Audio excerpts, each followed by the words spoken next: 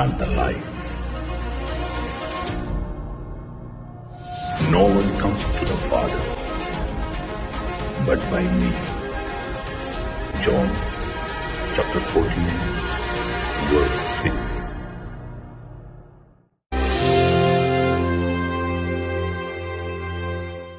Hallelujah. സന്തോഷത്തോടെ hallelujah, hallelujah.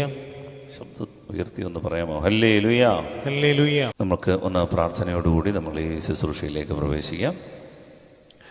സ്നേഹമുള്ളവരെ, Syro Malabar ക്രമത്തിലെ ഒരു പ്രാർത്ഥന, സിറോ മലബാർ ക്രമത്തിൽ ഒരു പ്രാർത്ഥനയുണ്ട്. പ്രാർത്ഥന ഇങ്ങനെയാണ്. നമുക്ക് കുർബാനയുടെ പ്രാർത്ഥനയാണ്. കുർബാനയിൽ ഇങ്ങനെ പ്രാർത്ഥിക്കും. നമുക്കൊന്ന് ഏറ്റുപറഞ്ഞ് പ്രാർത്ഥിക്കാം.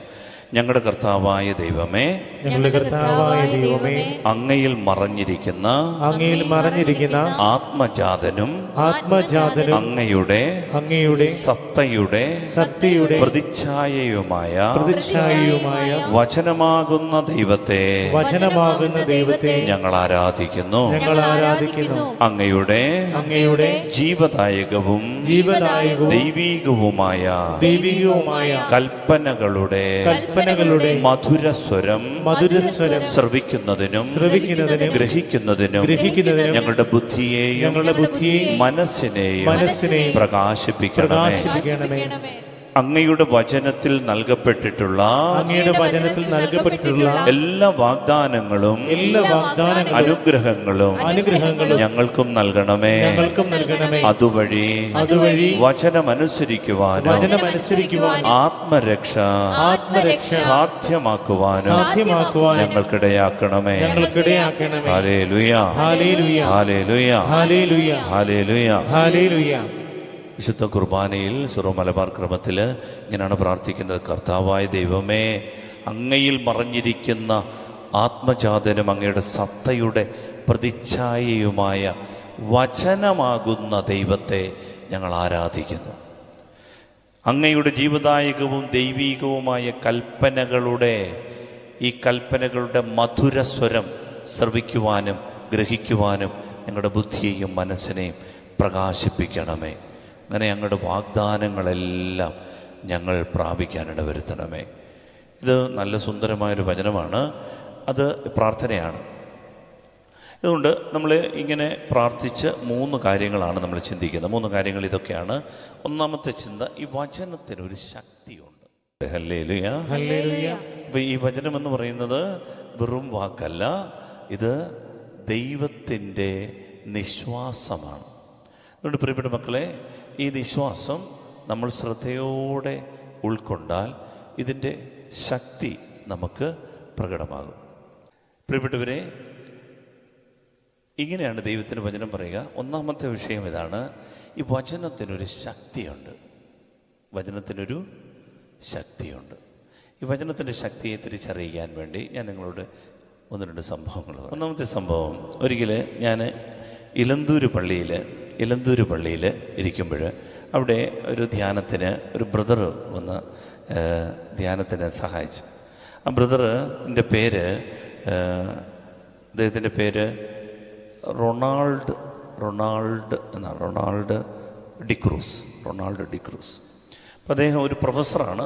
അദ്ദേഹം ഇപ്പോൾ വചന ശുശ്രൂഷയൊക്കെ നടത്തുന്ന ആളാണ്. അപ്പോൾ അദ്ദേഹം പറഞ്ഞു, ഈ വചനത്തിൻ്റെ ശക്തിയെക്കുറിച്ച് പറഞ്ഞൊരു സംഭവം എന്നെ വല്ലാതെ സ്പർശിച്ച. അദ്ദേഹത്തിൻ്റെ 2 പെൺമക്കളാണ്. അതിൽ മൂത്ത മകളുടെ പേര് ഡോണ മേരി എന്നാണ്. ഈ ഡോണ മേരി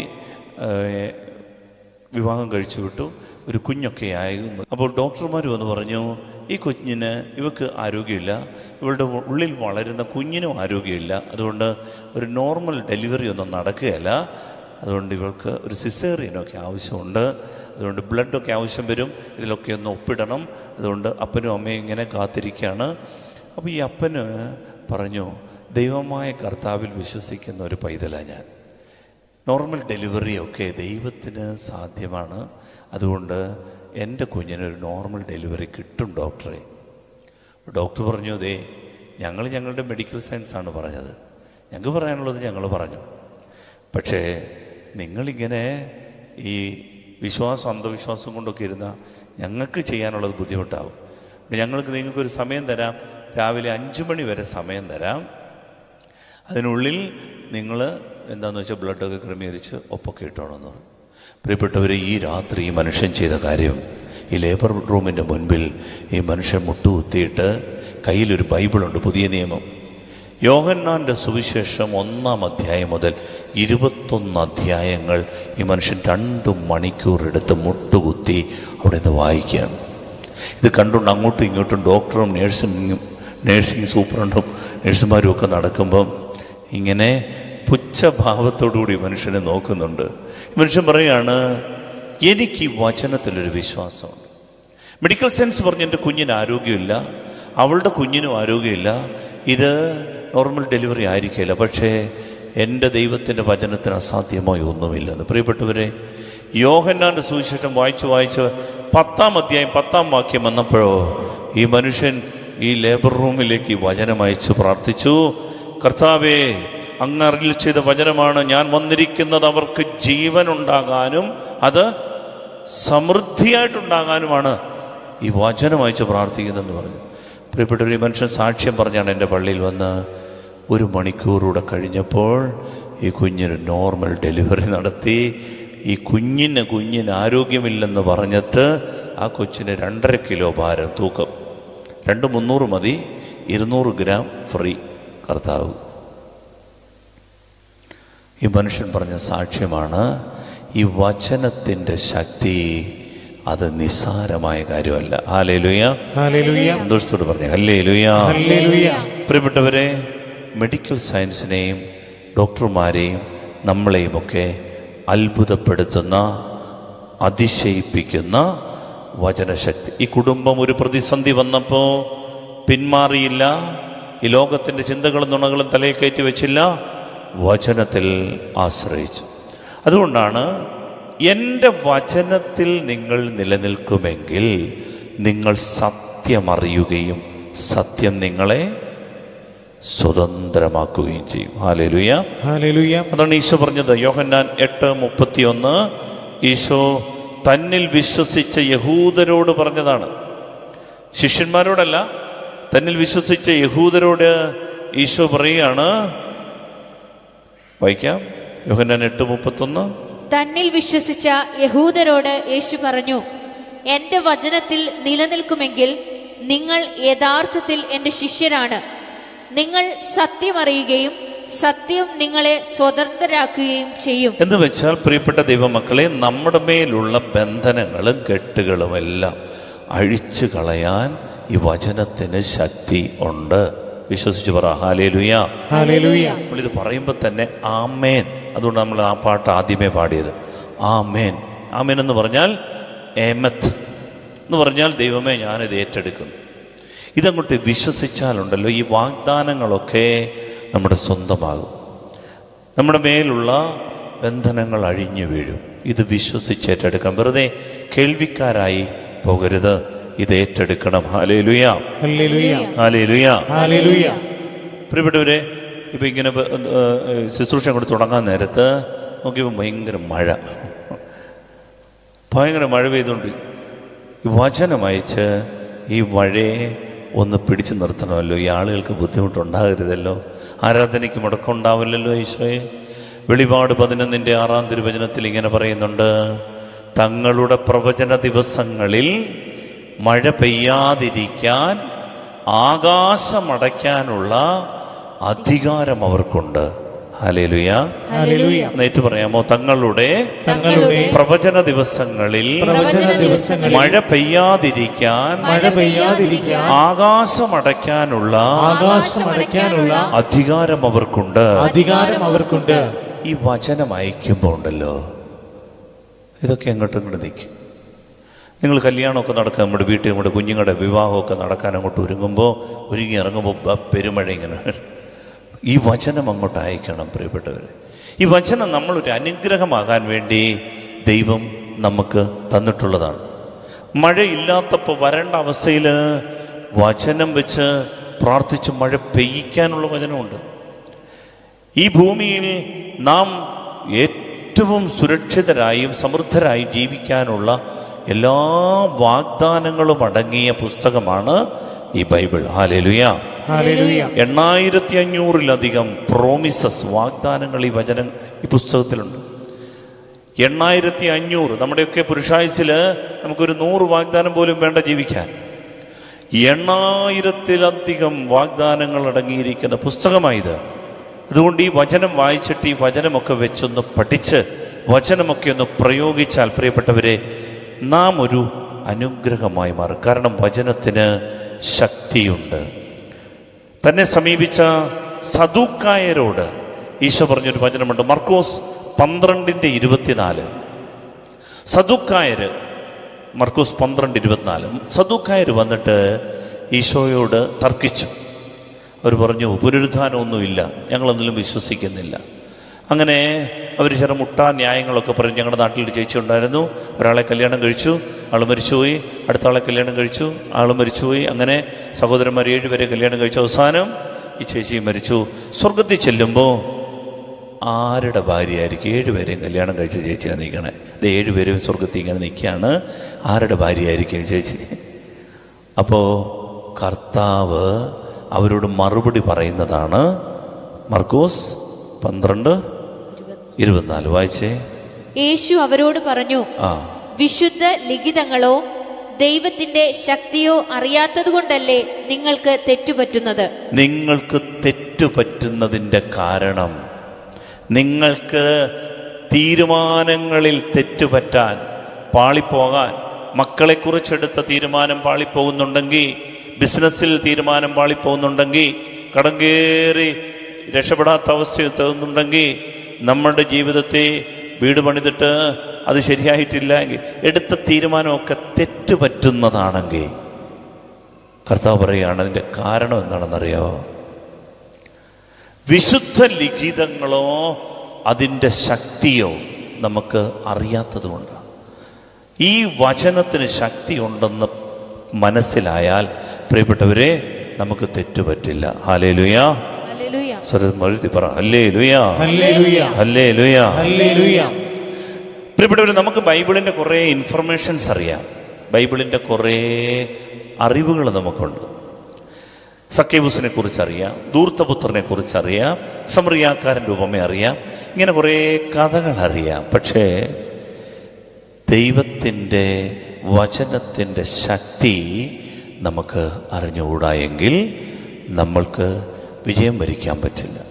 നമ്മളിങ്ങനെ പമ്മി ജീവിച്ചു പോകും. അതുകൊണ്ട് അറിയണം.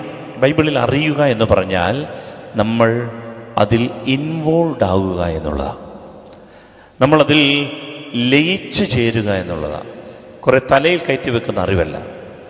അതുകൊണ്ടാണ് 1 കൊറിന്തോസ് 8:2 പറയും, അറിവുണ്ടെന്ന് ഭാവിക്കുന്നവൻ അറിയേണ്ടത് അറിയുന്നില്ല. അറിവുണ്ട്, ബൈബിളിനെ കുറിച്ച്, കഥകളെക്കുറിച്ചൊക്കെ അറിവുണ്ട്, പക്ഷേ അറിയേണ്ടത് അറിയുന്നില്ല. പ്രിയപ്പെട്ടവർ, ഈ വചനം പ്രയോഗിക്കാൻ അറിയണം. ഈ വചനത്തിൻ്റെ ശക്തി വിശ്വസിക്കണം. ഈ വചനം അയച്ച് പ്രാർത്ഥിക്കാൻ അതിൻ്റെ മർമ്മങ്ങളും രഹസ്യങ്ങളും അറിയണം. മരിക്കുന്നതിന് മുൻപ് ഒരു 10 വചനമെങ്കിലും മനപ്പാഠമാക്കി അത് പ്രയോഗിക്കാൻ ശ്രമിക്കണം. ഹല്ലേലൂയ, ഹല്ലേലൂയ, ഹല്ലേലൂയ, ഹല്ലേലൂയ. ഹോസിയയുടെ പുസ്തകം 4:6 പറയും, എൻ്റെ ജനം അജ്ഞത മൂലം നശിക്കുന്നു. ജനം നശിക്കാൻ ഒറ്റ കാരണമേ ഉള്ളൂ. ദൈവം പറയാണ്, എൻ്റെ ജനം നശിച്ചു പോകാൻ, അവരുടെ ആത്മാവിൻ്റെ നാശത്തിന് കാരണം അജ്ഞതയാ. ഇവർക്കിതിൻ്റെ മർമ്മം മനസ്സിലായിട്ടില്ല. ഇവർക്ക് ഈ തലയിൽ കുറേ ലോക അറിവുകളുണ്ട്, പക്ഷേ തലയിൽ യഥാർത്ഥത്തിൽ കയറേണ്ട ജ്ഞാനം കയറിയിട്ടില്ല. Hallelujah, hallelujah. അതുകൊണ്ട് പ്രിയപ്പെട്ട ദൈവമക്കളെ, ഞാൻ ഈ വചനത്തിൻ്റെ ശക്തിയെക്കുറിച്ച് നിങ്ങളോട് പറയുമ്പോൾ അത് നമ്മൾ മനസ്സിലാക്കണം. ഹെബ്രായർക്കുള്ള ലേഖനത്തിലെ 4:12 ആ വാക്യത്തിൻ്റെ പൊരുൾ നമ്മളൊന്ന് പഠിക്കുകയാണ്. ഹെബ്രായർ 4:12 നമ്മൾ ഒരുപാട് തവണ കേട്ടിട്ടുള്ളതാണ്, എങ്കിലും ഒന്നുകൂടെ ആ വചനം നമ്മളൊന്ന് പഠിക്കുകയാണ്. ഹെബ്രായർ 4:12 ഉറക്കെ വായിക്കാം. ദൈവത്തിന്റെ വചനം സജീവവും ഊർജ്ജസ്വലവുമാണ്. അതായത് വചനത്തിൻ്റെ ശക്തിയെക്കുറിച്ച് പറയുന്ന സുന്ദരമായ ഒരു ഡെഫിനിഷനാണ്. ദൈവത്തിൻ്റെ വചനം സജീവവും ഊർജ്ജസ്വലവുമാണ് എന്ന് പറഞ്ഞാൽ it is active and alive.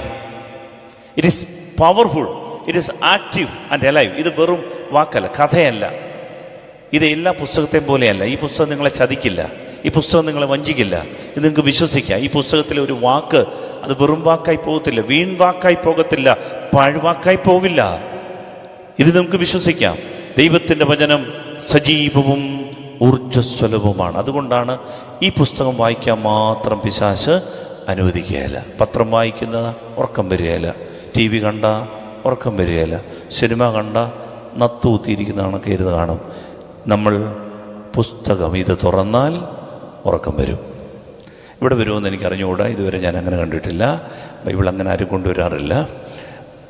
പക്ഷേ ഇങ്ങനൊരു പ്രതിഭാസമുണ്ട്. ഈ പുസ്തകം തുറക്കുമ്പോൾ ഒരു ക്ഷീണവും ഒരു കർത്താവേ നീ എല്ലാം അറിയുന്നില്ല. നിങ്ങൾക്ക് അങ്ങനെ വരാറുണ്ടോ? അങ്ങനെ വരുന്നവർ പറഞ്ഞ് ഹല്ലേലൂയ. എനിക്കറിയായിരുന്നു, എൻ്റെ വീട്ടിൽ കുറേ പേരുണ്ടെന്ന്. പ്രിയപ്പെട്ടവരെ, ഇതൊരു സംഭവമാണ്. കാരണം ഇതിനകത്ത് എന്തോ വകുപ്പുണ്ട്. അതുകൊണ്ടാണ് ഈ ഉറക്കം ക്ഷീണം. ഇത് വായിക്കാൻ അവൻ അനുവദിക്കല്ല. ഇതെങ്ങാനും നീ വായിച്ച് രക്ഷപ്പെട്ടാൽ എന്നേക്കുമായി നരകത്തിൻ്റെ വാതിൽ അടഞ്ഞു പോകും. നരകത്തിൽ പിന്നെ ആളെ കിട്ടാതാകും. നീ അനുഗ്രഹിക്കപ്പെടാൻ ഈ ശക്തി തിരിച്ചറിയണം. ഹല്ലേലൂയ. എന്നിട്ട് പറയുകയാണ്, ഹെബ്രായർ 4:12 വായിക്കാം. ഇരുതല വാളിനേക്കാൾ മൂർച്ചയേറിയതും. ഇരുതല വാളിനേക്കാൾ മൂർച്ചയേറിയതാണ് ഈ വചനം. ഇത് തള്ളിക്കളയരുത്, ഇത് ഇഗ്നോർ ചെയ്യരുത്. ഇത് പവർഫുള്ളാണ്. ഇത് വാള് കണക്കെ മൂർച്ചയുള്ളതാണ്. വളരെ ഷാർപ്പ് എഡ്ജ്ഡാണ്. രണ്ട് സൈഡും വളരെ വായ്ത്തലമുള്ളതാണ്. പ്രിയപ്പെട്ടവരെ, എന്ന് വെച്ചാൽ നിന്റെ മേൽ എത്ര വലിയ കെട്ടുണ്ടെങ്കിലും അത് പൊട്ടിക്കാൻ ഇതിന് പവറുണ്ട്. എല്ലാ കെട്ടുകളെയും ഛേദിച്ച് കളയാൻ പവർഫുള്ളാണ് ഈ വചനം. വീണ്ടും പറയാം. ചേതനയിലും ആത്മാവിലും സന്ധിബന്ധങ്ങളിലും മജ്ജയിലും തുളച്ചു കയറി ഹൃദയത്തിന്റെ വിചാരങ്ങളെയും നിയോഗങ്ങളെയും വിവേചിക്കുന്നതുമാണ്. ചേതനയിലും എന്ന് പറഞ്ഞാൽ എന്താണ്? ചേതന, ചൈതന്യം എന്ന് പറഞ്ഞാൽ മനസ്സ്. ചേതന എന്ന് പറഞ്ഞാൽ മനസ്സ് മൈൻഡ്. ആത്മാവിലും എന്ന് പറഞ്ഞാൽ സ്പിരിറ്റ്. സന്ധിബന്ധങ്ങളിലും മജ്ജയിലും. സന്ധിബന്ധവും മജ്ജയും ഒക്കെ ചേർന്നതാണ് ബോഡി. ഇപ്പം നമ്മുടെ ബോഡി, നമ്മുടെ മൈൻഡ്, നമ്മുടെ സ്പിരിറ്റ് എന്ന് പറഞ്ഞാൽ ഒരു മനുഷ്യൻ. ഈ മനുഷ്യനിലേക്ക് ഇത് പെനട്രേറ്റ് ചെയ്യുന്ന ഒരു വലിയ ശക്തിയാണ്. പ്രിയപ്പെട്ടവരെ, നമ്മൾ ഒരല്പം മെനക്കെട്ടാൽ, ശ്രദ്ധ കൊടുത്താൽ, എല്ലാ ദിവസവും വചനം വായിക്കും, പഠിക്കും, ധ്യാനിക്കും എന്ന് ഒന്ന് ശ്രദ്ധിച്ചാൽ, പ്രിയപ്പെട്ടവരെ, ഈ വചനം കേട്ടിരിക്കുമ്പോൾ തന്നെ നമ്മിൽ പ്രവർത്തിക്കും. എന്നിട്ട് ഹൃദയത്തിൻ്റെ നിയോഗങ്ങളെ, വിചാരങ്ങളെ വിവേചിക്കും. ഇത് എന്ന് വെച്ചാൽ ഒരു കുഞ്ഞ്, 6 മാസം പ്രായമുള്ള ഒരു കുഞ്ഞ് ഞരങ്ങുകയാണ്, കരയുകയാണെന്ന് വെച്ചു. ഈ അമ്മ പെട്ടെന്ന് വിവേചിച്ചറിയും ഈ കുഞ്ഞ് എന്തിനാ കരയുന്നത്. ഇത് കണക്കെ വചനമുണ്ടല്ലോ. നീ ഇവിടെ നിന്ന് ഞരങ്ങുമ്പോൾ, കരയുമ്പോൾ, ആരോടും പറയാത്ത സങ്കടങ്ങൾ മനസ്സിൽ ഒളിപ്പിച്ച് എൻ്റെ കർത്താവേ എന്ന് തേങ്ങുമ്പോൾ ഉണ്ടല്ലോ, ഈ വചനം ഇത് ഉള്ളിൽ പ്രവേശിച്ച് നിന്റെ നിയോഗങ്ങളെ, വിചാരങ്ങളെ വിവേചിച്ചറിയും. അത് നിനക്കൊരു അനുഗ്രഹമാക്കി പരിണമിപ്പിക്കും. Hallelujah, hallelujah. അത് പരിഹരിച്ചു തരും വചനം. അതുകൊണ്ടാണ് ഈ വചനത്തിൻ്റെ ശക്തി, എൻ്റെ പ്രിയപ്പെട്ട മക്കളെ, നമ്മൾ മനസ്സിലാക്കണം എന്ന് പറയുക. ആൻജിയോഗ്രാം ചെയ്യുന്ന കണക്കെ ഇതിങ്ങനെ ചെന്ന് സ്കാൻ ചെന്ന് എല്ലാ ബ്ലോക്കുകളും കണ്ടെത്തി ചിലതിനെയൊക്കെ അന്നേരം തന്നെ ഇല്ലാതാക്കും. അതുകൊണ്ടാണ് it is very active and alive എന്ന് പറയാം. പ്രിയപ്പെട്ടവരെ, ഈ ലോകം നമ്മുടെ തലയിൽ കുറേ നുണകൾ തന്നിട്ടുണ്ട്. പക്ഷേ ദൈവത്തിൻ്റെ വചനം നിറച്ച് വെച്ചാൽ നമുക്ക് ജീവിതത്തിൽ വിജയം കണ്ടെത്താൻ പറ്റും. ലോകത്തിൽ വിജയം വരിക്കുന്നത് ഈ വചനത്തിൻ്റെ ശക്തി കൊണ്ടാണ്. അതുകൊണ്ട് ഈ മേശയും ഗൗരവത്തോടെ എടുക്കണം. ഏവങ്കേലിയോൻ കഴിഞ്ഞിട്ട് ആരും പള്ളി വരരുത്. വചന ശുശ്രൂഷ കേൾക്കാൻ പള്ളി വരണം. Hallelujah, hallelujah. നമ്മുടെ തലച്ചോറ് ഈ തലച്ചോറിൻ്റെ എത്ര ശതമാനം നമ്മൾ ഉപയോഗിക്കുന്നതെന്ന് അറിയാമോ? ശാസ്ത്രം പറയുന്നത് നമ്മളൊരു 8% താഴെയൊക്കെ ഇത് ഉപയോഗിക്കുന്നുള്ളൂ. തലച്ചോറ് ഇങ്ങനെ മുഴുത്തിരുന്നാലും ഇതിനകത്തൊരു 8% മാത്രമേ നമ്മൾ ഉപയോഗിക്കുന്നുള്ളൂ. ലോകത്തിലെ ഏറ്റവും വലിയ ബുദ്ധിമാനായ ഒരു മനുഷ്യനായിരുന്നു ആൽബർട്ട് ഐൻസ്റ്റീൻ. 3000-ഓളം കണ്ടുപിടുത്തങ്ങളുടെ പേറ്റൻസി ഉള്ള ആളാണ് ആൽബർട്ട് ഐൻസ്റ്റീൻ. അദ്ദേഹത്തിൻ്റെ സ്വന്തമായിട്ട് 300-ലധികം കണ്ടുപിടുത്തങ്ങളുണ്ട്, അദ്ദേഹം മാത്രം കണ്ടുപിടിച്ചത്. അത്ര തലച്ചോറുള്ള ആളാണ് ആര്? Albert Einstein. ഈ ആൽബർട്ട് ഐൻസ്റ്റീൻ്റെ തലച്ചോറിനെ കെമിക്കൽ റിയാക്ഷൻസൊക്കെ സ്റ്റഡി നടത്തിയിട്ട് ഇതിൻ്റെ ഫ്യൂഷൻസൊക്കെ മനസ്സിലാക്കിയിട്ട് പറഞ്ഞെന്ന് ഈ ആൽബർട്ട് ഐൻസ്റ്റീൻ തൻ്റെ തലച്ചോറിൻ്റെ 20% മാത്രമേ ഉപയോഗിച്ചിട്ടുള്ളൂ. അപ്പോൾ പിന്നെ നമ്മുടെ കാര്യം പറയണോ? കണക്ക് കൂട്ടണേ കാൽക്കുലേറ്റർ വേണം. ആ അവസ്ഥയിൽ നമ്മൾ തലച്ചോറ് എത്ര ശതമാനം ഉപയോഗിച്ച് കാണും? 2%, 3%. അപ്പം ബാക്കി ഈ 10% ഉപയോഗിച്ചെന്ന് വെച്ചു. ബാക്കി 90% എന്തിനു വേണ്ടിയിട്ടാണ്? പ്രിയപ്പെട്ടവരെ, അതിനു വേണ്ടിയാണ് ദൈവവചനം നമുക്ക് തന്നത്. ഈ 90% വചനം നിറച്ചാലുണ്ടല്ലോ, you will be internationally number 1. വേറെ ഒന്നും പ്രത്യേകിച്ച് തല കൈവച്ചൊന്നും പ്രാർത്ഥിക്കേണ്ടൊന്നും ആവശ്യമില്ല. പ്രത്യേകിച്ച് നൊവേനെ നേർച്ചയൊന്നും നടത്തണ്ട. ഞാൻ എഴുതി വെച്ചോ, നിങ്ങൾ എഴുതി വെച്ചോ. പ്രിയപ്പെട്ട ദൈവമക്കളെ, വചനം എന്തുമാത്രം ഹൃദയസ്ഥമാക്കുമോ, പഠിക്കുമോ, വചനത്തെ ഗൗരവത്തോടെ എടുക്കുമോ, ഈ വചനം നമ്മളുടെ തഴക്കദോഷങ്ങളെ ബന്ധിക്കും, എടുത്തു മാറ്റും. ജീവിതത്തിൻ്റെ വിശുദ്ധി നമുക്ക് കൈവരുത്തും. ദൈവശക്തി നമ്മൾ നിറയ്ക്കും, സൗഖ്യം തരും, വിടുതൽ തരും, നേരായ വഴികളിൽ പറഞ്ഞു തരും. ഇതാണ് വഴി, ഇതിലെ പോകാൻ പറയും, അപകടങ്ങളിൽ നിന്ന് രക്ഷിക്കും. വചനത്തിന് നമ്മളെ വീണ്ടെടുക്കാനുള്ള ശക്തിയുണ്ട്. അതുകൊണ്ട് നമ്മൾ ഈ വചനത്തിൻ്റെ ശക്തി മനസ്സിലാക്കണം. ഒരു സംഭവം കൂടെ പറഞ്ഞുകൊണ്ട് ആ ഭാഗം അങ്ങ് നിർത്താം. ഈശോ ഒരിക്കൽ ലൂക്കയുടെ സുവിശേഷത്തിലാണ് 8-ാം അധ്യായത്തിൽ 40 മുതലുള്ള വാക്യങ്ങളിൽ നമ്മളൊരു സംഭവം കാണുന്നുണ്ട്. ഈശോ ഒരിക്കൽ ഇങ്ങനെ പ്രസംഗിച്ചുകൊണ്ടിരിക്കുമ്പോൾ ഒരാൾ, ജായിറോസ് എന്നാണ് പേര്, ജായിറോസ് വന്നിട്ട് പറഞ്ഞു, സാറേ എൻ്റെ വീട്ടിൽ വരെ ഒന്ന് വരാമോ? എനിക്കൊരു കുഞ്ഞു മോളുണ്ട്, 12 വയസ്സുള്ള, അവൾ മരിക്കാറായി, വയ്യാതായി. അവളിങ്ങനെ ആസ്മയൊക്കെ പിടിച്ചിങ്ങനെ അവൾ വയ്യാതായി. നീ വന്ന് അവിടെ തലേ കൈ ഒന്ന് വെച്ച് അവൾ ജീവിക്കും, പ്ലീസ് വരാം. അപ്പോൾ ഈശോ പറഞ്ഞു, വാ പോകാമെന്ന് പറഞ്ഞു. അപ്പോൾ ജായിറോസിൻ്റെ വീട്ടിലേക്ക് ഒരു സംഘമായിട്ട് ആളുകളെല്ലാം ഇങ്ങനെ പോവുകയാണ്. അപ്പോൾ ഇത് കാണാൻ വേണ്ടി കുറേ ആളുകൾ, സംശയമുള്ളവരും ഒക്കെ ഇങ്ങനെ പോവുകയാണ്. പോകുന്ന വഴിയിൽ ഒരു സംഭവം നടന്നു. പോകുന്ന വഴിയിൽ 12 വർഷക്കാലമായി രക്തസ്രാവമുള്ള ഒരു സ്ത്രീ, ബ്ലീഡിങ്, ഇവള് ഈ ജനക്കൂട്ടത്തിൻ്റെ ഇടയിലൂടെ നുഴഞ്ഞു കയറി ചെന്ന് ഈശോയുടെ വസ്ത്രത്തിലൊന്ന് തൊട്ടു. തൊട്ടപാടെ ഈശോ നിന്നിട്ട് ചോദിച്ചു, ആരാ തൊട്ടെ? ആരും മിണ്ടണില്ല. ഈശോ കുറേ നേരം ചോദിച്ചു, 5-8 മിനിറ്റ് എടുത്ത് ചോദിച്ചു കാണും, ആരാ തൊട്ടെ? അവസാനം പത്രോസ് പറഞ്ഞു, ആരാ തൊടാത്തേ? എല്ലാവരും നിന്നെ ചവിട്ടി തിരുമ്മി കടന്നു പോകുക. അന്നേരം തൊട്ടു എന്ന് പറഞ്ഞുകൊണ്ടിരിക്കാം. വാ. ഈശോ പറഞ്ഞു, നോ, ആരോ എന്നെ തൊട്ടു, എന്നിൽ നിന്ന് ശക്തി പുറപ്പെട്ടതായി ഞാൻ അറിഞ്ഞു, ആരോ തൊട്ടു എന്നെ. ഉടനെ ഈ ചേട്ടത്തിക്ക് മനസ്സിലായി, പിടി വീണു. അവൾ പറഞ്ഞു, ഞാനാ തൊട്ടത്, സോറി. അപ്പോൾ ഈശോ പറഞ്ഞു, മോളെ പേടിക്കണ്ട, നിന്റെ വിശ്വാസം നിന്നെ രക്ഷിച്ചിരിക്കുന്നു. അവൾക്ക് സന്തോഷമായി, എല്ലാവരും കൈയടിച്ചു. ഈശോ അവളെയും കൂടെ കൂട്ടിക്കൊണ്ടു. അപ്പോഴേ കുറേ സമയം അങ്ങ് പോയി. ഈ ചർച്ചയും വിഷയമൊക്കെ ആയപ്പോൾ 10-20 മിനിറ്റ്, അരമണിക്കൂർ അങ്ങ് പോയി. പിന്നെ ഈ ആൾക്കാരുടെ ഇങ്ങനെ ചിക്കി നിരങ്ങി നടക്കുമ്പോൾ ഒരാൾ ഓടി വന്നിട്ട് വിളിച്ചു പറഞ്ഞു, ഇനിയും വരണ്ട. എവിടെ? ജായിറോസിൻ്റെ വീട്ടിൽ ഇനിയും വരണ്ട. എന്ത് പറ്റി? കുഞ്ഞു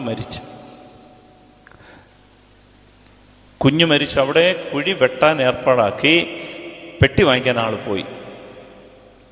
കൊച്ചിൻ്റെ കുളിപ്പിച്ച് മൂക്കി പഞ്ഞിയൊക്കെ വെച്ച് കാലൊക്കെ കൂട്ടിക്കെട്ടി കൈയൊക്കെ കുരിശൊക്കെ വെച്ച് പിടിപ്പിച്ചിട്ടാണ് കൊച്ചു മരിച്ച്. ഇനി വരണ്ടെന്ന് പറഞ്ഞു. ഉടനെ ഈശോ ഒരു വചനം കൊടുക്കുന്നുണ്ട്. ഹല്ലേലൂയ. പ്രിയപ്പെട്ടവർ, ഈ വചനമാണ് 49-ാം വാക്യം വായിക്കാമോ? അവൻ സംസാരിച്ചുകൊണ്ടിരിക്കുമ്പോൾ സിനഗോഗ് അധികാരിയുടെ വീട്ടിൽ നിന്ന് ഒരാൾ വന്ന് പറഞ്ഞു, നിന്റെ മകൾ മരിച്ചുപോയി, ഗുരുവിനെ ഇനിയും ബുദ്ധിമുട്ടിക്കേണ്ട. യേശു ഇത് കേട്ട് പറഞ്ഞു, ഭയപ്പെടേണ്ട, വിശ്വസിക്കുക മാത്രം ചെയ്യുക, അവൾ സുഖം പ്രാപിക്കും. ഇതാണ് വചനം.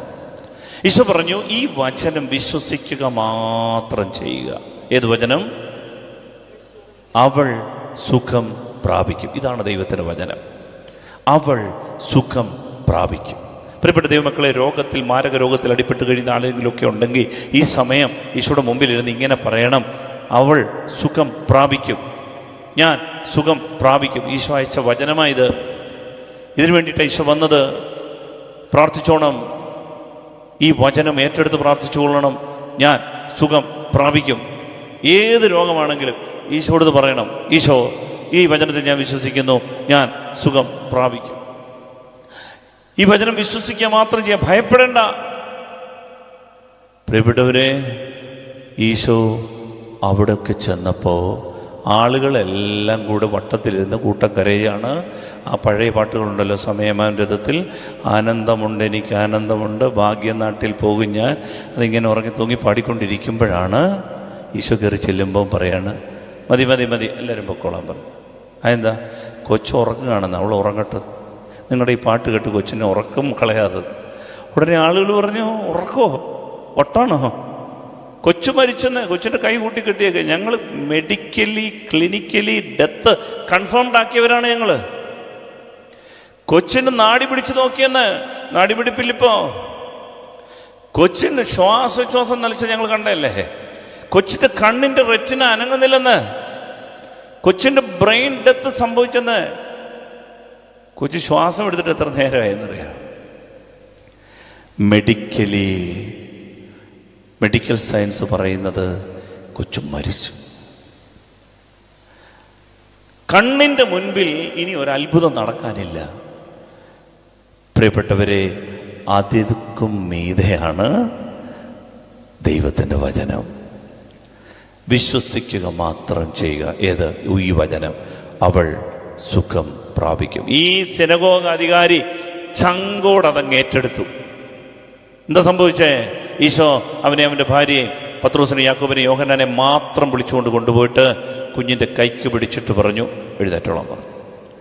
എഴുന്നേറ്റിരുന്നപ്പോൾ പ്രിയപ്പെട്ടവരെ, ഈശോ പറഞ്ഞു, കൊച്ചിന് വിശക്കണുണ്ട്, ഫുഡ് കൊടുക്കാൻ പറഞ്ഞു. ഇത്രയുള്ള കാര്യം. ഇതാണ് വചനത്തിൻ്റെ ശക്തി. നിന്റെ കണ്ണിൻ്റെ മുൻപിൽ ലോകം മുഴുവനും പല കാര്യങ്ങളും പറഞ്ഞിട്ടുണ്ടാകും. പക്ഷേ അതിലെല്ലാം ഉപരിയാണ് ഈ വചനമെന്ന് വിശ്വസിക്കണം. ഹല്ലേലൂയാ, ഹല്ലേലൂയ, ഹല്ലേലൂയാ, ഹല്ലേലൂയ, ഹല്ലേലൂയ. ഈ വചനത്തിൽ വിശ്വസിച്ചുകൊണ്ട് അഭിഷേകം പ്രാപിക്കാനായിട്ട് പ്രിയപ്പെട്ട ദൈവമക്കളെ നമ്മൾ ഒരുങ്ങണം. ഒന്നാമത്തെ കാര്യം ഇതാണ്, ദൈവത്തിൻ്റെ വചനത്തിന് ശക്തിയുണ്ട്. രണ്ടാമത്തെ കാര്യം, നമ്മൾ ദൈവത്തോടൊരനുഗ്രഹം ചോദിച്ചാൽ ദൈവം അനുഗ്രഹമല്ല തരുന്നത്, അനുസരിക്കാൻ ഒരു വചനം തരും. ശ്രദ്ധിച്ച് കേൾക്കണം. എല്ലാ മതങ്ങളെപ്പോലെ അല്ല ക്രൈസ്തവ മതം. എല്ലാ മതങ്ങളെയും പോലെ അല്ല ക്രിസ്തീയ ജീവിതം. ഇതിൻ്റെ വേറിട്ടുള്ള വ്യത്യസ്തമായ ശൈലികളും ഇതിൻ്റെ രീതികളും മനസ്സിലായില്ലെങ്കിൽ നമുക്ക് നിത്യതയിലെത്താൻ പറ്റില്ല. അതുകൊണ്ട് പ്രിയപ്പെട്ടവരെ, യേശു ക്രിസ്തു എന്താണ് പഠിപ്പിച്ചതെന്നും കാണിച്ചതെന്നും ദൈവമക്കളായ നമ്മൾ അറിഞ്ഞിരിക്കണം. നീ ദൈവത്തോടൊരു വിസ ചോദിച്ചാൽ, നീ ദൈവത്തോടൊരു ഡിഗ്രി ചോദിച്ചാൽ, നീ ദൈവത്തോടൊരു കാറ് ചോദിച്ചാൽ, നീ ദൈവത്തോടൊരു തടസ്സം മാറി വിവാഹം നടക്കണമെന്ന് ചോദിച്ചാൽ, നീ ദൈവത്തോടൊരു കുഞ്ഞിനെ ചോദിച്ചാൽ, നീ ദൈവത്തോടൊരു വീട് ചോദിച്ചാൽ, നീ ദൈവത്തോട് ഒരു ജോലി, വരുമാനമാർഗം ചോദിച്ചാൽ, ദൈവം നിനക്ക് ഒരിക്കലും അത് നേരിട്ട് തരില്ല. God will never give you anything in material. ഇത് മനസ്സിലാക്കണം. മറിച്ച് ദൈവം നിനക്ക് ഒരു വചനം തരും. പ്രിയപ്പെട്ട ദൈവമക്കളെ, ദൈവമക്കളാണോ, ക്രിസ്ത്യാനികളാണോ, ഈശോയുടെ സ്വന്തമാണോ, ഈശോയിൽ വിശ്വസിക്കുന്നവരാണോ, ഈശോയോട് നേരിട്ട് കാര്യങ്ങൾ ചോദിച്ചാൽ ഈശോ പാഴ്സലായിട്ട് അത് നമ്മുടെ കയ്യിലേക്ക് ഇട്ട് തരില്ല. അപ്പോൾ ചോദിച്ചേക്കാം, ഞങ്ങൾക്ക് അങ്ങനെയൊക്കെ കിട്ടിയിട്ടുണ്ടല്ലോ. പ്രിയപ്പെട്ടവരെ, അങ്ങനെ എങ്ങാനും കിട്ടിയിട്ടുണ്ട് എങ്കിൽ അതിൻ്റെ കാരണം വചനത്തോട് നിങ്ങൾക്ക് വിശ്വസ്തതയും അനുഗ്രഹവും ഉള്ളത് കൊണ്ടാണ്. വിശ്വസ്തത ഈ വചനത്തോടുള്ള അനുസരണവുമാണ് നമുക്ക് ഈ അനുഗ്രഹം വാങ്ങിത്തരിക. ഞാനതൊരു ഉദാഹരണം പറയുമ്പോൾ നിങ്ങൾക്ക് മനസ്സിലാവും. കാനായിലെ കല്യാണം, അവിടെ വീഞ്ഞ് തീർന്നുപോയി. ഉടനെ മധ്യസ്ഥ പ്രാർത്ഥനയുമായി അമ്മ വന്നു. അമ്മ വന്ന് അവളോട് പറഞ്ഞു, മോനെ അവർക്ക് വീഞ്ഞില്ല. ഈശോ പറഞ്ഞു, സമയമായിട്ടില്ല. അവൾ പറഞ്ഞു, മോനെ നിന്റെ സമയമായിട്ടില്ല, ഞങ്ങളുടെ സമയമായി, നീ ഇടപെടണം. ഉടനെ ഈശോ ആ വീടിനെ അനുഗ്രഹിക്കാൻ തയ്യാറാവുകയാണ്. പക്ഷേ അമ്മയ്ക്ക് മനസ്സിലായി, ഇവൻ പെട്ടെന്ന് കുറച്ച് വെള്ളത്തെ പോയി തൊട്ട് വീഞ്ഞാക്കാൻ പോകുന്നില്ല. ഇവൻ പെട്ടെന്ന് വെള്ളത്തെ പോയി തൊട്ട് ഉടനെ അത് വീഞ്ഞാക്കി മാറില്ല. മറിച്ച് അമ്മയ്ക്ക് മനസ്സിലായി ഇവൻ ചെയ്യാൻ പോകുന്നത് എന്താണെന്നറിയാമോ? അമ്മ പരിചാരകരോട് പറഞ്ഞു, അവൻ പറയുന്നത് നിങ്ങൾ ചെയ്യുവിൻ.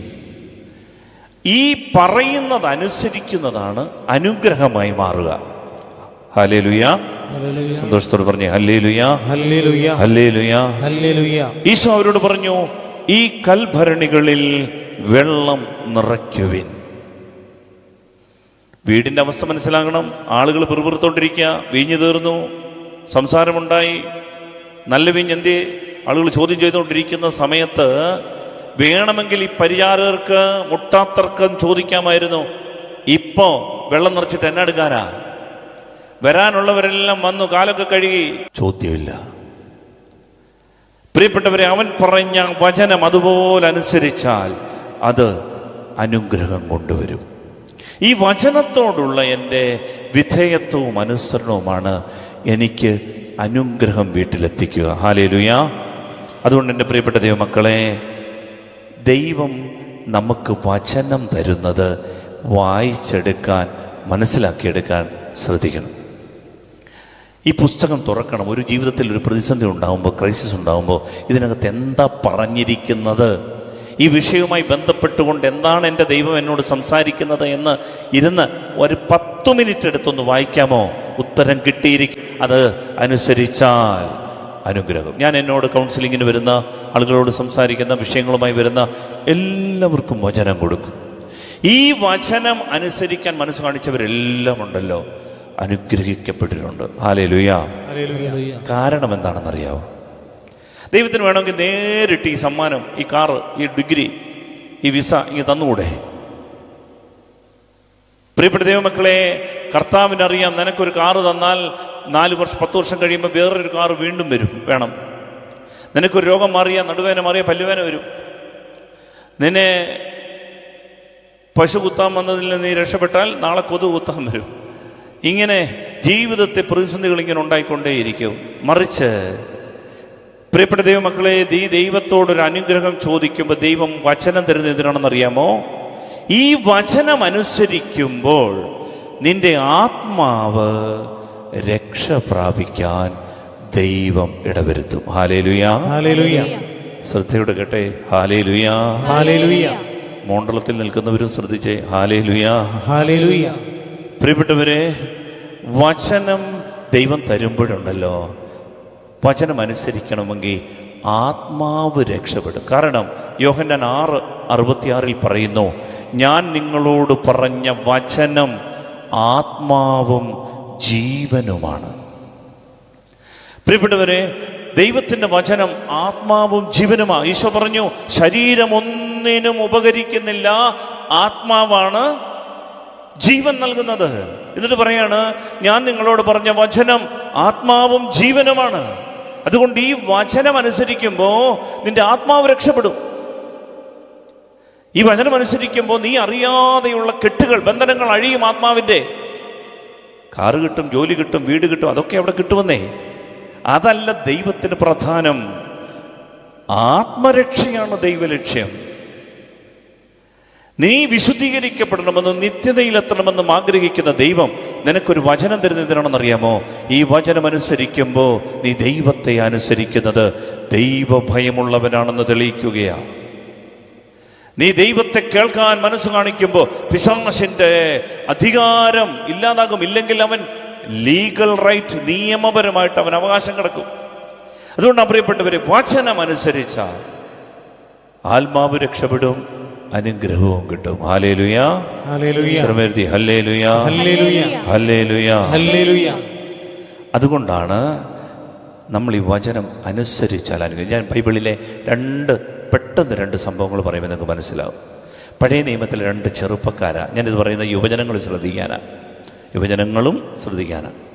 പഴയ നിയമത്തിൽ രണ്ട് ചെറുപ്പക്കാർ, അവർ ലോകത്തിൻ്റെ നെറുകയിലെത്തിച്ചേരാൻ കാരണം എന്താണെന്നറിയാമോ? ദൈവം അവർക്ക് രണ്ടുപേർക്കും ഓരോ വചനം കൊടുത്തു. ഈ വചനം അവർ കണ്ണും പൂട്ടി ഏറ്റെടുത്തു. ഇതെന്നെക്കുറിച്ചുള്ള പ്രോമിസാണെന്ന് അവരങ്ങ് വിശ്വസിച്ചു. അവരത് ഏറ്റെടുത്തപ്പോൾ അവർ ലോകത്തിൻ്റെ നെറുകയിലെത്തിയ പഴയ നിയമത്തിലെ രണ്ട് ചെറുപ്പക്കാരാണ്.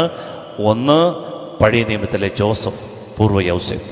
രണ്ട് സോളമൻ. രണ്ടുപേരുടെ സംഭവം വളരെ പെട്ടെന്ന് പറയാം. രണ്ടുപേർക്കും കിട്ടിയ വചനത്തെക്കുറിച്ച് സങ്കീർത്തനം 105 സങ്കീർത്തനം 16 മുതൽ 22 വരെയുള്ള വാക്യങ്ങൾ വായിക്കുമ്പോൾ പൂർവ്വ യൗസേപ്പിനെ കുറിച്ച് പറയുന്നുണ്ട്. സങ്കീർത്തനം 105 16 മുതൽ 22 വരെയുള്ള വാക്യങ്ങൾ വായിക്കാമോ? അവിടുന്ന് നാട്ടിൽ ക്ഷാമം വരുത്തുകയും അപ്പമാകുന്ന തകർത്തു കളയുകയും ചെയ്തു. അപ്പോൾ അവർക്ക് മുൻപായി അവിടുന്ന് ഒരുവനെ അയച്ചു. ജോസഫിനെയാണ് അയച്ചത്. ഈജിപ്തിലേക്ക് അയച്ച കാര്യമാണ്. അടിമയായി വിൽക്കപ്പെട്ട ജോസഫിനെ തന്നെ. അവന്റെ കാലുകൾ വിലങ്ങുകൊണ്ട് മുറിഞ്ഞു, അവന്റെ കഴുത്തിൽ ഇരുമ്പുപട്ട മുറുകി. അവൻ പ്രവചിച്ചത് സംഭവിക്കുവോളം കർത്താവിന്റെ വചനം അവനെ പരീക്ഷിച്ചു. അതായത് 18-ാമത്തെ വയസ്സിൽ ഈ ചെറുപ്പക്കാരനൊരു സ്വപ്നം കണ്ടു. പാടത്തെ കറ്റകളെല്ലാം എഴുന്നേറ്റ് നിന്ന് ജോസഫിന്റെ കറ്റയെ വണങ്ങുന്നു. ആകാശത്തിലെ സൂര്യചന്ദ്രന്മാരും 11 നക്ഷത്രങ്ങളും ജോസഫിനെ വണങ്ങുന്നു. കേട്ടപാടെ ചേട്ടന്മാർ പിടിച്ചു, അടിച്ചു, ഇടിച്ചു, വലിച്ചിഴച്ച് പൊട്ടക്കണറ്റിലിട്ടു, ഏദോമ്യർക്ക് വിറ്റു. അവനെ കൊണ്ടുപോയി ഈജിപ്തിൽ പൊത്തിഫറിന്റെ അടിമയാക്കി. പൊത്തിഫറിന്റെ ഭാര്യയ്ക്ക് അവനിൽ ഭ്രമം തോന്നി. പൊത്തിഫറിന്റെ ഭാര്യ അവനെ കയറിപ്പിടിച്ചു. അവൻ കുതറി ഓടിയിട്ട് പറഞ്ഞു, ദൈവഭയമുള്ളവനാ ഞാൻ. സൺഡേ സ്കൂൾ പഠിച്ചിട്ടില്ല, അവിടെ വായിക്കാൻ ബൈബിളില്ല, ഉപദേശിക്കാൻ മാതാപിതാക്കളില്ല, സഹോദരങ്ങൾ ആരുമില്ല. പക്ഷെ അവന് ദൈവഭയമുണ്ടായിരുന്നു. അതുകൊണ്ടാണ് ഒരു ചേച്ചി കയറി പിടിച്ചപ്പോൾ അവൻ കുതറി ഓടി. പാടില്ല, ദൈവത്തെ മറന്നൊന്നും ചെയ്യാൻ പാടില്ല. ഇതെല്ലാം നമുക്കുണ്ട്, പക്ഷേ നമ്മൾ ഇതിനകത്ത് വീണും പോകുന്നു. പ്രിയപ്പെട്ട ദൈവമക്കളെ, ഇതൊന്നുമില്ലാതിരുന്നിട്ട് ജോസഫ് വീഴാതിരുന്നത് എന്തുകൊണ്ടാണെന്ന് അറിയാമോ? നമുക്കില്ലാത്ത ഒന്നും അവനുണ്ടായിരുന്നു. അവൻ്റെ പേര് ദൈവഭയം. ഈ ചെറുപ്പക്കാരൻ അതിൻ്റെ പേരിൽ സഹിച്ചതാണിപ്പോൾ പറഞ്ഞത്. അതിൻ്റെ പേരിൽ സഹിച്ചതാണ് പറഞ്ഞത്. ഇരുമ്പ് പട്ട അവൻ്റെ കാലിൽ കഴുത്തിൽ മുറിവേറ്റു, ഒത്തിരി സഹിച്ചു. പക്ഷേ അവൻ വിശ്വസിച്ച വചനം എന്താണെന്നറിയാമോ? നിന്നെ ഞാൻ ഈ സഹോദരന്മാരുടെ മുൻപിൽ ഉയർത്തും, അവർ നിന്നെ വണങ്ങും, നിന്റെ മാതാപിതാക്കൾ നിന്നെ വണങ്ങാൻ ഞാൻ ഇടവരുത്തും. ഈ പ്രോമിസ് ഈ 18-ാമത്തെ വയസ്സിൽ ചെറുപ്പക്കാരൻ ഏറ്റെടുത്തു. നീണ്ട 18 വർഷങ്ങൾ ഈ വചനം ഈ മനുഷ്യൻ ഈ ചെറുപ്പക്കാരൻ അനുസരിച്ചു. ഇത് ഹൃദയത്തിൽ കൊണ്ടു നടന്നു. 18 വർഷം സഹിച്ചു. ഒടുവിൽ 19-ാം വാക്യം വായിക്കാമോ? അവൻ പ്രവചിച്ചത് സംഭവിക്കുവോളം കർത്താവിന്റെ വചനം അവനെ പരീക്ഷിച്ചു. കർത്താവിന്റെ വചനം, ഈ വചനമുണ്ടല്ലോ ഉള്ളിൽ കിട്ടി. അവൻ അതിൽ വിശ്വസ്തയോടെ നിന്നു.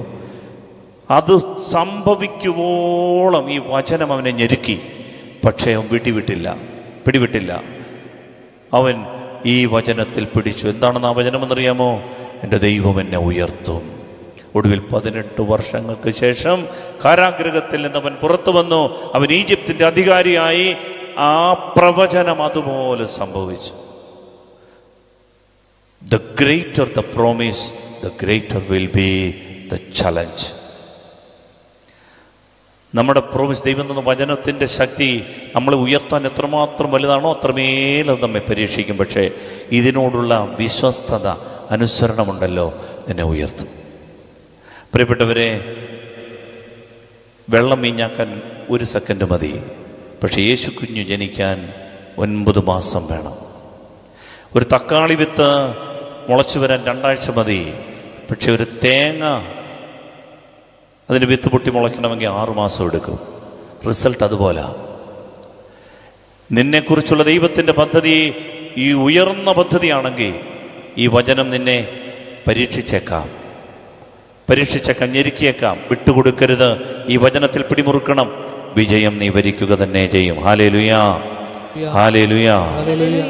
പ്രിയപ്പെട്ടവരെ, സോളമൻ 1 ദിനവൃത്താന്തങ്ങളുടെ പുസ്തകം 17-ാം അധ്യായം 11-ാം വാക്യം ഒന്ന് വായിക്കാമോ? ദിനവൃത്താന്തങ്ങളുടെ 1-ാം പുസ്തകം 17-ാം അധ്യായം 11-ാം വാക്യം. മറ്റൊരു ചെറുപ്പക്കാരനാ സോളമൻ.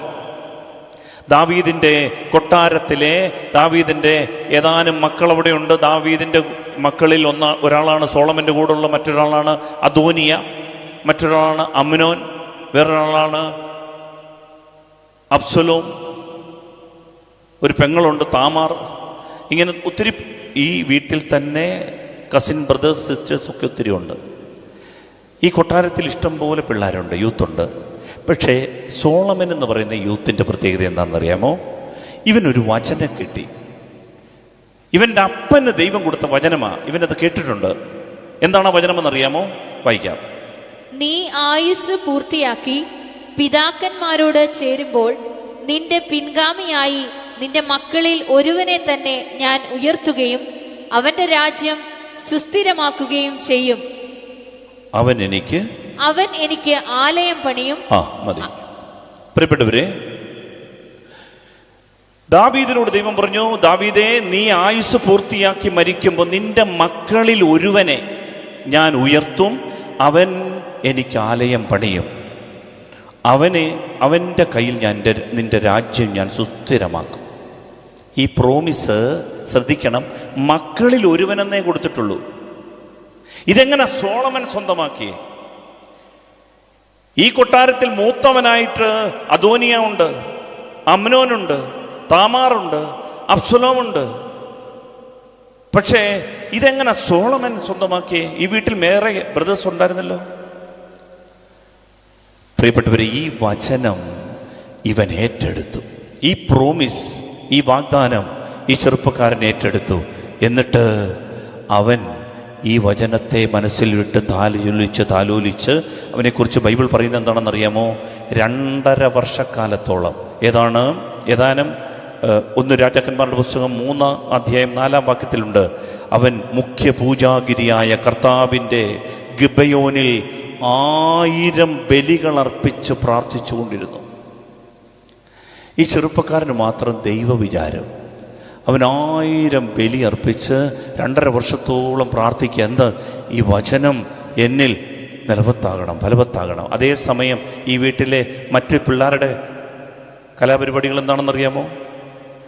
അദോനിയ, മൂത്ത മകൻ അദോനിയായിക്ക് അധികാരം കിട്ടണം. അപ്പം പറഞ്ഞു, അധികാരത്തെക്കുറിച്ചൊക്കെ ഇപ്പം ചിന്തിക്കാൻ വരട്ടെ. ഉടനെ അദോനിയയുടെ ചിന്ത മാറി. കസേര കിട്ടില്ല എന്ന് ഉറപ്പായപ്പോൾ ദാവീദിനെ ചികിത്സിക്കാൻ വേണ്ടി ഒരു ഹോം നേഴ്സ് വന്നിരുന്നു. പേര് അഭിഷാഗ്.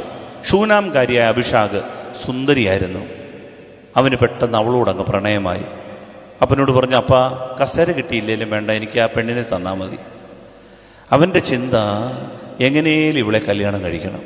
ഇത് മാത്രമായിരുന്നു അവൻ്റെ ചിന്ത. മറ്റൊരു പേരാണ് അമ്നോൻ. അവൻ്റെ ചിന്ത എന്താണെന്നറിയാമോ? അവന് കസിൻ സിസ്റ്ററിനെ വേണം. അവളുടെ പേരാണ് താമാർ. എനിക്ക് കസിൻ സിസ്റ്ററിനെ കല്യാണം കഴിക്കണം. അപ്പനോട് പറയുക. അതിനുവേണ്ടി അവൻ രോഗം നടിച്ചു. ഈ കസിൻ സിസ്റ്റർ വന്നപ്പോൾ അവളെ കയറി പിടിച്ചു. ആകപ്പാടെ വിഷയമായി. വ്യഭിചാരത്തിൻ്റെയും ജഡചിന്തയുടെയും വഴികളിലൂടെ മക്കൾ നീങ്ങുമ്പോൾ സോളമൻ വഴിമാറി നടന്ന് ഈ വചനം ഏറ്റെടുത്തു. ബാക്കി മക്കള് എങ്ങനെ പ്രണയം മുന്നോട്ട് കൊണ്ടുപോകാം, ചാറ്റ് ചെയ്യാം, എങ്ങനെ മെസ്സേജ് അയക്കാം, എങ്ങനെ വാട്സപ്പ്, ഫേസ്ബുക്ക്, ഇൻസ്റ്റഗ്രാം, എങ്ങനെ വീഡിയോ ഗെയിം, ഇങ്ങനെ പല കളികളിലും ഗെയിമുകളിലും നടക്കുമ്പോൾ ഇവിടെ ഒരു ചെറുപ്പക്കാരൻ ഒരു വചനം അങ്ങോട്ട് ഏറ്റെടുത്തിട്ട് പ്രാർത്ഥിച്ചുകൊണ്ടേയിരുന്നു. അവനാരായി? അവനാണ് ദൈവത്തിൻ്റെ ദാവീദിൻ്റെ പിൻഗാമിയായി സോളമൻ ഉയർത്തപ്പെട്ടു. ജ്ഞാനിയായ സലോമോൻ. ദൈവം പ്രത്യക്ഷപ്പെട്ടിട്ട് പറഞ്ഞു, സലോമോൻ, നിനക്ക് ഞാൻ ജ്ഞാനം തരും. ലോകത്തിലെ ഒരധികാരിക്കും കിട്ടാത്ത വിധം ജ്ഞാനം, ഒരു രാജാവിനും ഇല്ലാത്തത്ര അളവറ്റ ധനവും സമ്പത്തും ബഹുമതിയും ഞാൻ നിനക്ക് തരും. നിന്റെ കീർത്തി ലോകത്തിൻ്റെ അതിർത്തികളോളം എത്തും. ഇതാണ് പ്രിയപ്പെട്ടവരെ പ്രോമിസ്. ഇതാണ് വചനം. ഈ വചനം ഏറ്റെടുക്കണം. വചനം നമ്മളെ ഉയർത്തും. വചനത്തിന് ശക്തിയുണ്ട്. അതുകൊണ്ട് പ്രിയപ്പെട്ട ദൈവമക്കളെ, കൊച്ചു ചെറുപ്പക്കാരെ, ഈ കാലഘട്ടത്തിൽ വട്ടക്കൊട്ടയിൽ വെള്ളം കോരി നടക്കരുത്. ജീവിതം പിടിവിട്ടു പോകും. ഒരു പരിധി കഴിഞ്ഞാൽ പിന്നെ എവിടെത്തണമെന്ന് ഉറപ്പില്ലാതാകും. വിശുദ്ധമായ ജീവിതം നയിക്കാൻ തിരഞ്ഞെടുക്കപ്പെട്ട ജീവിതങ്ങളാണ് നിങ്ങളുടെ ജീവിതം. അശുദ്ധിയുടെ വഴികളിലൂടെ, മ്ലേച്ഛതയുടെ വഴികളിലൂടെ നടക്കുമ്പോൾ ഈ വചനം നിങ്ങൾക്ക് വെളിച്ചമായി മാറുന്നില്ലെങ്കിൽ, കാലിന് പ്രകാശമായി, ഊടുവഴികൾക്ക് വെളിച്ചമായി വെട്ടമായി മാറുന്നില്ലെങ്കിൽ ജീവിതം പരാജയമാകും. എത്ര അധ്വാനിച്ചാലും ഓട്ട സഞ്ചിയിലിടാൻ വേണ്ടി മാത്രം. ഹഗ്ഗായിയുടെ പുസ്തകം 1-ാം അധ്യായം 5 മുതലുള്ള വാക്യങ്ങൾ. എത്ര അധ്വാനിച്ചാലും അത് കിട്ടുന്നത് ഓട്ട സഞ്ചിയിലിടാൻ വേണ്ടി മാത്രം. അതുകൊണ്ട് വചനത്തിൻ്റെ ശക്തി അറിയണം. ഈ വചനം നമുക്ക് ദൈവം തരുന്നത് അനുസരിക്കുന്നതിലൂടെയാണ് നീ ഒരു അനുഗ്രഹമായി മാറുക. മൂന്നാമത്തെ ഒരു ചെറിയ കാര്യം കൂടി കണ്ടുകൊണ്ട് ആരാധന പൂർത്തിയാക്കാം. അത് വചനത്തിൽ മായം ചേർക്കരുത്. വചനം നമ്മുടെ ഇഷ്ടത്തിന് വളച്ചൊടിക്കരുത്.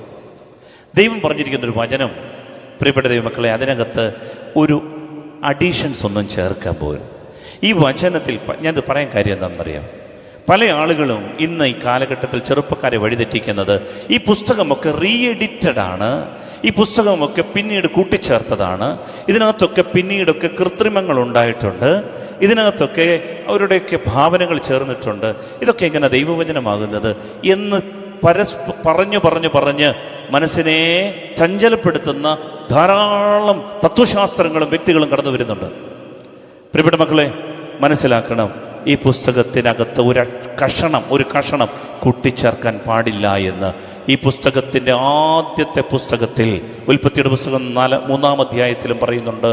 ഈ പുസ്തകത്തിൻ്റെ അവസാനത്തെ പുസ്തകം, 73 പുസ്തകങ്ങളുള്ള ഈ ബൈബിളിൽ വെളിപാടിൻ്റെ പുസ്തകത്തിൻ്റെ അവസാനത്തെ അധ്യായമായ 22-ാം അധ്യായം 18-19 വാക്യങ്ങളിൽ പറയുന്നുണ്ട്, ഈ പുസ്തകത്തിൽ ഒരു കഷണമെങ്കിലും ആരെങ്കിലും കൂട്ടിച്ചേർത്താൽ ഈ പുസ്തകത്തിൽ പറയുന്ന ശാപമെല്ലാം അവൻ്റെ മേലുണ്ടാകും.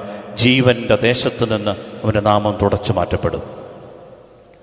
ഈശോ പറഞ്ഞു, ആകാശവും ഭൂമിയും കടന്നു പോകും, ഈ പുസ്തകത്തിലെ വള്ളിയോ പുള്ളിയോ മാറില്ല.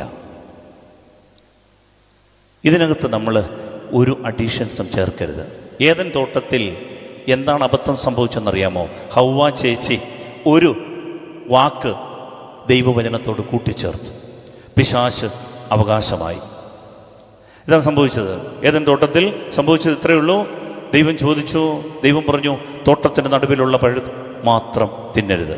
പിശാച് ചോദിച്ചു, തോട്ടത്തിലുള്ള ഒരു വൃക്ഷത്തിൻ്റെയും പഴം കഴിക്കരുതെന്ന് പറഞ്ഞിട്ടുണ്ടോ? അതെന്നാ ചോദ്യം? അങ്ങനെയെങ്കിൽ തോട്ടത്തിലെ പഴമൊന്നും സൃഷ്ടിക്കാതിരുന്നാൽ പോരായിരുന്നോ? പിശാചിൻ്റെ തന്ത്രമതാ. വന്നവൻ ബദിയെ ചോദിക്കുകയാണ്, തോട്ടത്തിലെ ഓരോ വൃക്ഷത്തിൻ്റെയും പഴം തിന്നലെന്ന് പറഞ്ഞിട്ടുണ്ടോ? ചേച്ചി പറഞ്ഞു, തോട്ടത്തിൻ്റെ നടുവിലുള്ള വൃക്ഷത്തിൻ്റെ പഴം മാത്രം കഴിക്കരുത്, തൊടുക പോലും ചെയ്യരുതെന്നാ കർത്താവ് പറഞ്ഞേ. കർത്താവ് അങ്ങനെ പറഞ്ഞിട്ടുണ്ടോ? തൊടുക പോലും ചെയ്യരുതെന്ന്? ഇല്ല. അത് ചേച്ചിയുടെ കോൺട്രിബ്യൂഷനായിരുന്നു. ദൈവവചനത്തിൽ അവൾ ആഡ് ചെയ്തു, തൊടുക പോലും ചെയ്യരുത്. പിശാച് അടുത്ത നിമിഷം എൻ്റർ ചെയ്തു. പിശാച് പറഞ്ഞു, അങ്ങനല്ല, കഴിക്കണം, കഴിച്ചാൽ നിങ്ങൾ ദൈവത്തെ പോലാകും. പിശാചിന് അവകാശമായി. ദൈവവചനത്തിൽ ഒരു കഷണം കൂട്ടിച്ചേർത്താൽ, പ്രിയപ്പെട്ടവരെ, അതിനുള്ള അവകാശം അധികാരം നമുക്കില്ല. അതുകൊണ്ട് നമ്മുടെ ഇഷ്ടത്തിന് ഇതൊന്നും ഇത് വളച്ചൊടിച്ച്, ദൈവവചനം ഇങ്ങനെ പറഞ്ഞിട്ടുണ്ടല്ലോ, കാനായിൽ കർത്താവ് വീഞ്ഞ് ഇഷ്ടം പോലെ ഉണ്ടാക്കി കൊടുത്തിട്ടുണ്ടല്ലോ, അതുകൊണ്ട് ഇഷ്ടം പോലെ വെള്ളം അടിച്ചുകൊണ്ട് കുഴപ്പമില്ല. പൗലോസ്ലേഖ പറഞ്ഞിട്ടുണ്ടല്ലോ, ഉദരരോഗത്തെ പ്രതി തിമോത്തിയോസ് അയച്ചിട്ട് വീഞ്ഞൊക്കെ കുടിച്ചോ, അതുകൊണ്ട് വെള്ളം അടിക്കുന്നുണ്ട് കുഴപ്പമില്ല. പ്രിയപ്പെട്ടവർ, നമ്മുടെ ഇഷ്ടത്തിന് വേണ്ടി ദൈവവചനം വളച്ചൊടിക്കരുത്, മായം ചേർക്കരുത്, അങ്ങനെ അപകടത്തിലെത്തരുത്. 3 കാര്യങ്ങൾ. ദൈവവചനത്തിൻ്റെ ശക്തി നമുക്കറിയണം. ദൈവവചനം നമുക്ക് തരുന്നത് അനുസരിക്കുന്നത് വഴി മാത്രമേ അനുഗ്രഹമാകുകയുള്ളൂ. 3, ഇതിൽ മായം ചേർക്കരുത്, ഇത് എഡിറ്റ് ചെയ്യാൻ നിൽക്കരുത്, ഇത് കണ്ണും പൂട്ടി വിശ്വസിക്കണം. ഈ പുസ്തകം നമ്മളെ വഞ്ചിക്കില്ല.